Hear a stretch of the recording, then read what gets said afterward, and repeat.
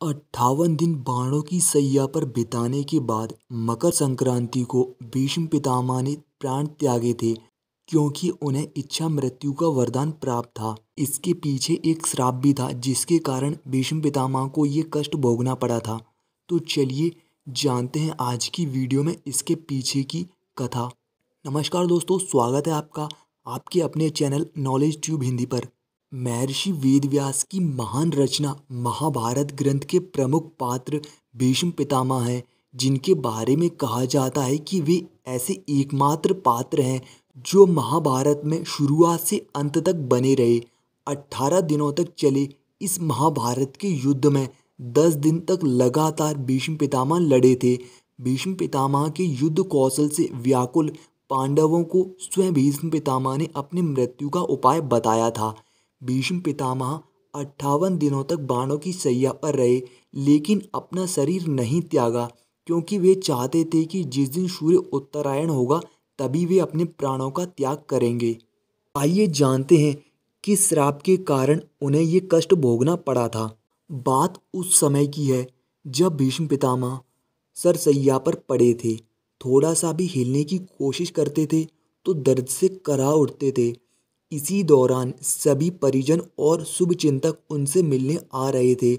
इसी बीच भगवान श्री कृष्ण भी उनसे मिलने आए। उन्हें देखकर भीष्म पितामह हंसने लगे और बोले, आओ कृष्ण कन्हैया आओ, आप तो सर्वज्ञ हो।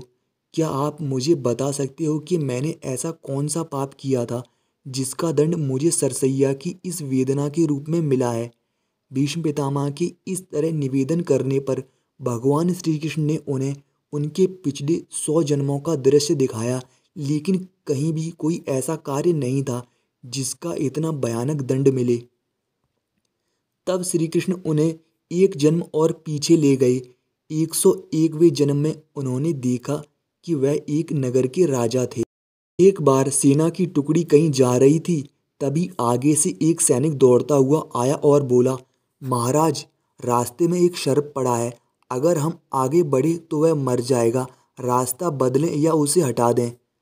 भीष्म पितामह बोले, सर्प को झाड़ियों में फेंक दो। सैनिक ने वैसा ही किया, लेकिन सर्प को जिस झाड़ी में फेंका गया था वो कटीली थी। गिरते ही सांप कांटों में उलझ गया और लहूलुहान हो गया। हिलता तो दर्द होता, इसीलिए ऐसे ही 4-5 दिन पड़ा रहा और अंततः धीरे धीरे उसने अपने प्राण त्याग दिए। भगवान श्री कृष्ण बोले, अब समझ आया पितामह, आपको यह वेदना क्यों सहनी पड़ी। पितामह बोले, किंतु मधुसूदन, यह कर्म मैंने अनजाने में किया था, तो इसका इतना कष्टदायक फल क्यों। भगवान श्री कृष्ण बोले, पितामह, कर्म जानबूझकर किया जाए या अनजाने में, उसका फल अवश्य मिलता है। आप आग में जानबूझकर कूदो या अनजाने में, आपको जलना ही है। कर्म का कुछ ऐसा ही नियम है।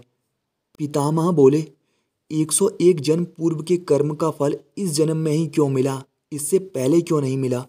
श्री कृष्ण बोले, पितामह, इन 100 वर्षों में आपके पुण्य कर्म इतने प्रभावी रहे थे कि उन्होंने आपके इस पाप कर्म के फल को उदित नहीं होने दिया, लेकिन उस कर्म की वासना कर्म फल देने के लिए अवसर की तलाश में थी और अब उसे अवसर मिल गया है। जिस समय महाभारत का युद्ध चला उस समय अर्जुन की उम्र 55 वर्ष थी। भगवान श्री कृष्ण की आयु 83 वर्ष के लगभग थी। वहीं भीष्म पितामह की आयु करीब 150 वर्ष थी। भीष्म पितामह को इच्छा मृत्यु का वरदान स्वयं उनके पिता राजा शांतनु द्वारा दिया गया था, क्योंकि अपने पिता की इच्छा को पूरा करने के लिए भीष्म पितामह ने अखंड ब्रह्मचर्य की प्रतिज्ञा ली थी।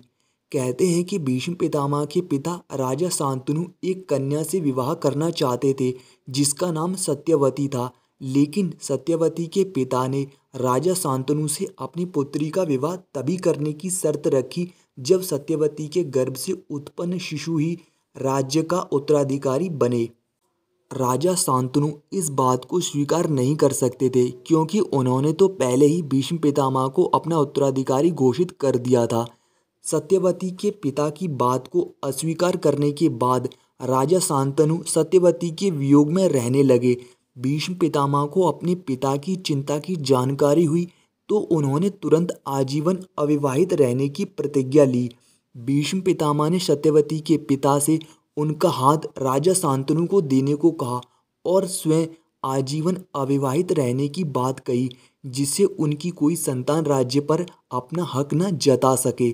इसके बाद भीष्म पितामह ने सत्यवती को अपने पिता राजा शांतनु को सौंपा।